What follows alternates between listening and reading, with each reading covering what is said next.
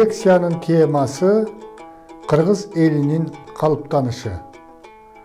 Бул маселе Кыргызстандын тарыхындагы эң орчундуу маселелердин бири. Кыргыз эли качан калыптанган деген суроого тарыхчы окумуштуулар ар түрдүү жооп берет.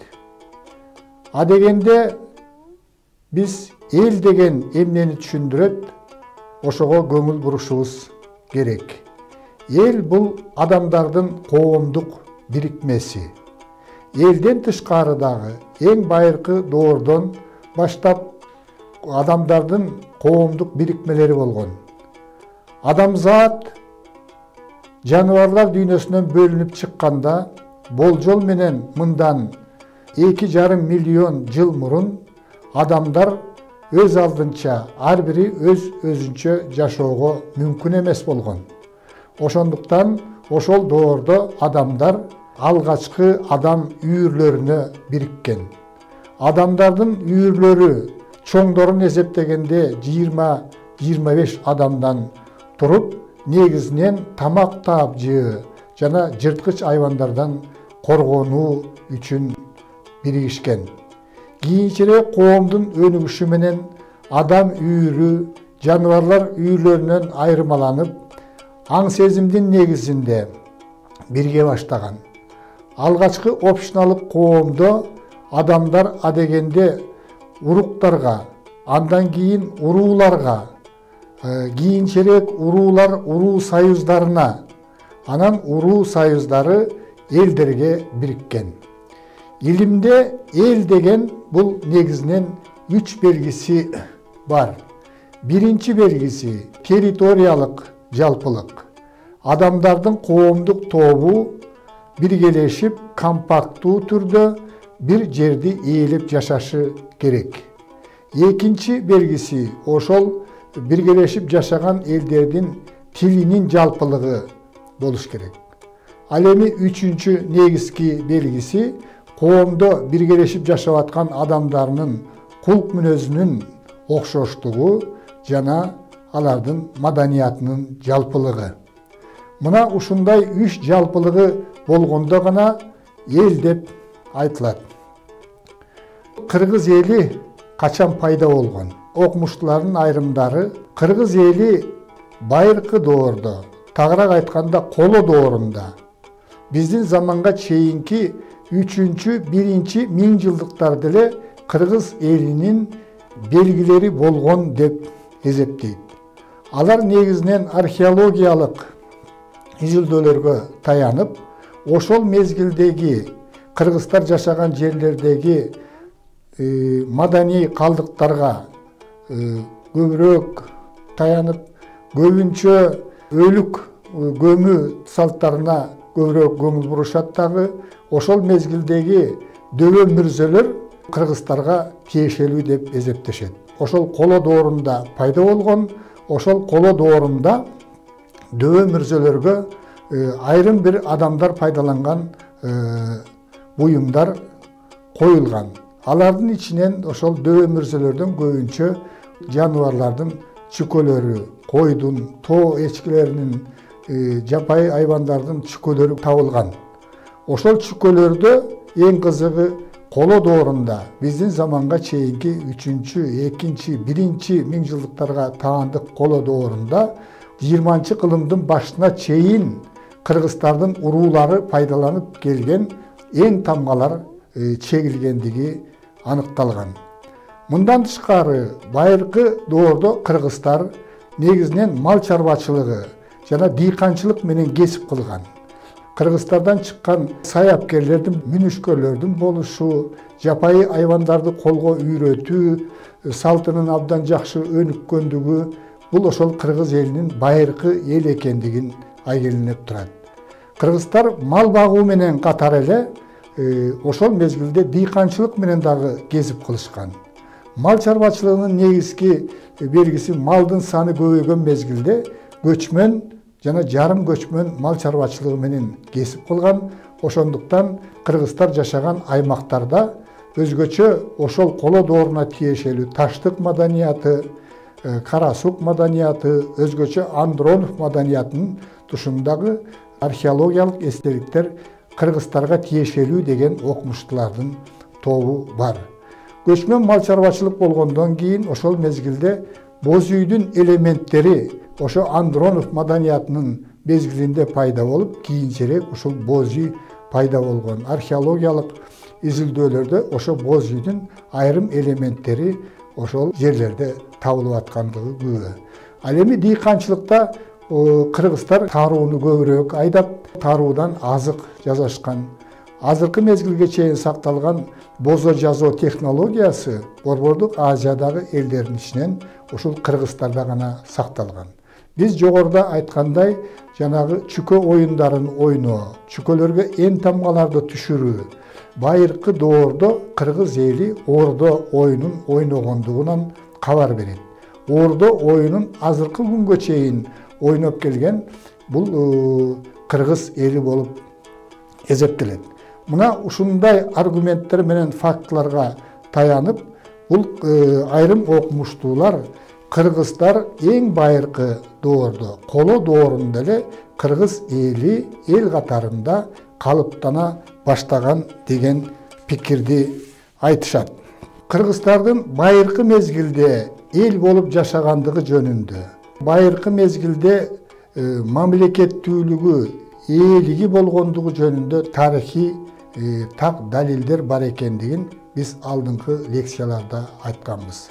Биздин заманга чейинки 3-чү кылымда, тагыраак айтканда, биздин заманга чейинки 201-жылы хундардын императору Моде Шанюй түндүккө жана түндүк батышка жортуул уюштуруп 5 ээликти, анын ичинен кыргыздардын ээлигин басып алгандыгы жөнүндө Кытайдын окумуштуусу Сыматсян өзүнүн тарыхый жазмалар деген китебинде так жазып калтырган. Демек, тарыхый булактарда, жазма булактарда биздин эрага чейинки 3-чү кылымда кыргыздардын мамлекети болгондугу жөнүндө так маалымат бар.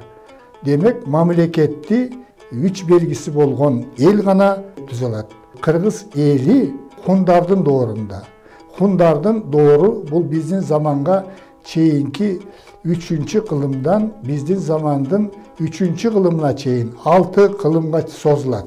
Эң гүлдөп өнүккөн мезгили бул биздин эрага чейинки 3-1 кылымдар. Мына ошол доорда кыргыз эли Хун империясынын курамына кирип, империянын курамында өзүнчө эл катарында өнүккөндүгүн билебиз. Кыргыз элинин калыптанышы жөнүндө сөз болгондо, Борбордук Азиядагы байыркы доордо, орто кылымдарда жана жаңы доордо жүргөн этникалык процесстерге өзгөчө көңүл бурушубуз керек. Борбордук Азиядагы эң байыркы элдердин бири бул кыргыздар экендиги талашсыз. Ошондуктан биз ошол байыркы мезгилде Борбордук Азияда кандай этникалык процесстер жүргөндүгүнө өзгөчө көңүл бурушубуз керек. Борбордук Азияда биздин заманга чейинки 8-3 кылымдарда сактардын уруу бирикмеси болгон. Кыргыздар ошол сактардын уруу бирикмеси, сактар менен дагы этникалык байланышта болгондугун танууга болбойт. Ошол байыркы мезгилде тарыхый маалыматтар боюнча Борбордук Азияда негизинен сак уруу бирикмелеринин, андан кийин усун уруу бирикмелеринин, юэджилердин, кийинчерээк хундардын уруу бирикмелеринин ортосунда тынымсыз этникалык байланыштар болгон. Ошондуктан байыркы кыргыз элинин калыптанышына ушул Борбордук Азиядагы сактар, усундар, юэджилер жана хундар өзгөчө салым кошкон. Ошолордун аралашуусунун натыйжасында кыргыз элинин калыптанышына салым кошулган деп айтсак болот. Хундардын империясынын тушунда Борбордук Азияда негизинен ушул жерде жашаган элдерди түрктөштүрүү процесси күч алган. Бул негизинен Тянь-Шань жергесинде жана Тянь-Шаньга жакын чөлкөмдөрдө жүргөн. Демек, бул жерлерде негизинен түрк урууларынын этникалык процесске таасири өтө күчтүү болгон. Ал эми Кыргызстандын түштүк жагында, Фергана өрөөнүндө, азыркы Баткен, Жалал-Абад жана Ош областтарынын аймагында этникалык процесстер бир аз бөлөкчө жүргөн. Бул жакта негизинен Памир Фергана тобундагы этникалык уруулар үстөмдүк кылган. Булар этникалык жактан баштары сүйрү келип, европалык типке көбүрөөк окшош болгон. Орто кылымдарда бул негизинен түрк доору 6-8 кылымдарда Тянь-Шаньда 3 этникалык топтордун жуурулушу, аралашуу процесси жүргөн. Биринчиси бул Борбордук Азияда үстөмдүк кылган, бул доорду түрк доору деп коебуз, үстөмдүк кылган түрк уруулары этникалык процесске чоң таасир берген. Экинчиси, түрк дооруна чейин Борбордук Азияда туруктуу жашаган, биз жогоруда айткан сактар, усундар, юетжилер ушул жердеги этникалык процесске, ошолордун калдыктары этникалык процесске өзгөчө таасир берген. Үчүнчүсү, бул отурукташкан жана Фергана тоо ыркасынын ар жагындагы азыркы түштүк Кыргызстанды да камтыйт. Мында Согду, Чыгыш Иран элдерине окшош, ошолордун өкүлдөрү этникалык процесске аралашкан. 8-10 кылымдарда Тянь-Шаньда мал баккан уруулар, негизинен бул түндүк Кыргызстандагы уруулар, ал эми түштүк Кыргызстанда негизинен дыйканчылык менен кесип кылып, мал чарбачылыгы менен дагы бир азыраак алектенип, отурукташкан турмушта шаарларды куруп, отурукташкан кыштактарды курган уруулардын топтору түрктөшүп бүткөн. Окумуштуулардын пикири боюнча байыркы кыргыздар Тянь-Шань жергесинде жана Тянь-Шаньга жакын аймактарда калыптанган. Биздин замандын 3-кылымында кыргыздар экиге бөлүнүп, буга чейин Тянь-Шаньда, Алтайда жашап келсе, ушу кеңири аймакта акырындык менен Енисейге журт которуп, 5-кылымдан баштап кыргыздардын ооматы Енисейде күч алган. Енисейдеги кыргыздардын этникалык байланыштары жөнүндө алдыңкы лекцияларда айтканбыз. Енисейлик кыргыздар менен Тянь-Шандык кыргыздардын байланышы эч убакта үзүлгөн эмес. Ушул Борбордук Азиядагы элдер менен этникалык тыкыз байланышта болгон. Кыргыз эли Моңгол империясынын баскынчы саясатынан абдан жапа чеккен. Чыңгыз хандын урпактары кыргыздардын эл катарында өнүгүшүнө ар дайым тоскоолдук кылып, баш аягы 3 кылымдай кыргыз элинин үстүнөн үстөмдүк жүргүзгөн. Ошол мезгилде кыргыз эли бытыранды болуп, туш-тушка тарагандыгы жөнүндө айтканбыз. Моңгол империясы ыдырап жаткан мезгилде кыргыз эли кайрадан биригүүгө болгон күчүн, аракеттерин жумшаган. Мунун натыйжасында 15 жана 16 кылымдын 1-чейрегинде кыргыздар биригип өз алдынча болууга аракеттенген. Бул процесс негизинен Тянь-Шаньда жүргөн.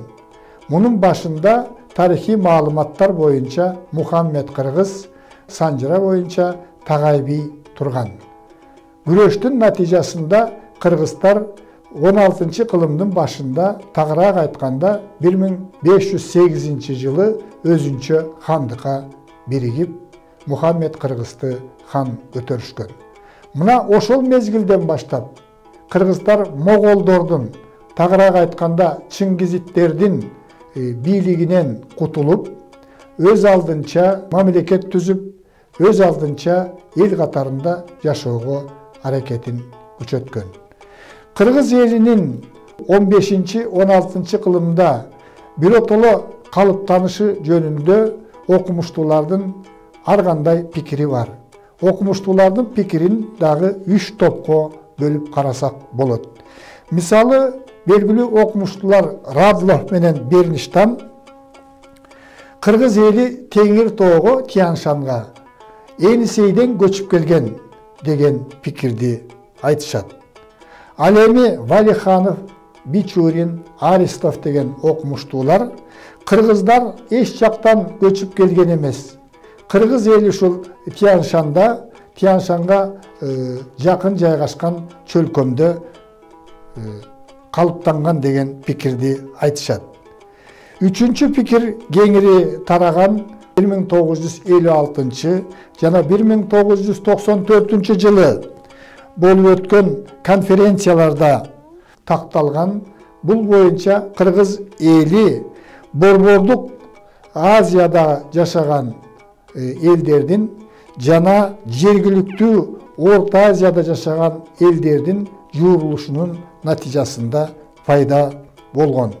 Кыргыз элинин этникалык тарыхы боюнча белгилүү адис Абрамзондун пикири боюнча кыргыз элинин калыптануу процесси чыгыш Тянь-Шанда, ички Тянь-Шанда, Памир-Алайда, Алтайда, Иртыштын боюнда жана чыгыш Түркістанда өткөн. 15-16 кылымда калыптанган кыргыз элинин негизин биринчиден жергиликтүү түрк тилдүү элдер, экинчиден Түштүк Сибирден Борбордук Азиядан көчүп келген түрк тилдүү элдер, үчүнчүдөн монгол, казак, ногой уруулары түзгөн. Кыргыз элинин калыптанышында енисейлик кыргыздардын кошкон салымын эч убакта таанууга болбойт. Анткени 18 кылымдын башына чейин енисейлик кыргыздар менен Тянь-Шандык кыргыздардын ортосундагы байланыш эч убакта үзүлгөн эмес. Жыйынтыктап айтканда, кыргыз эли негизинен 3 баскычта калыптанган. Биринчиси бул байыркы доор, коло доорунан башталып, сактардын, усундардын, юэжилердин жана хундардын дооруна туш келет. Орто кылымдарда кыргыз эли негизинен түрк уруулары менен абдан аралашкан. Монгол доору бүткөндөн кийин биз жогоруда айткандай, монгол уруулары менен дагы аралашуу, казак ногой уруулары менен аралашуу, түрк уруулары менен аралашуу процесси жүргөн. Белгилүү окумуштуу Күмөлөв белгилегендей, дүйнөдө бир дагы таза этнос эл болбойт. Ар бир баланын ата энеси болгон сыяктуу, ар бир элдин дагы бир нече ата бабасы болот. Кыргыз эли дагы ушул Борбордук Азиядагы байыркы доордон 19 кылымдарга чейинки жүргөн этникалык процесстердин натыйжасы десек болот.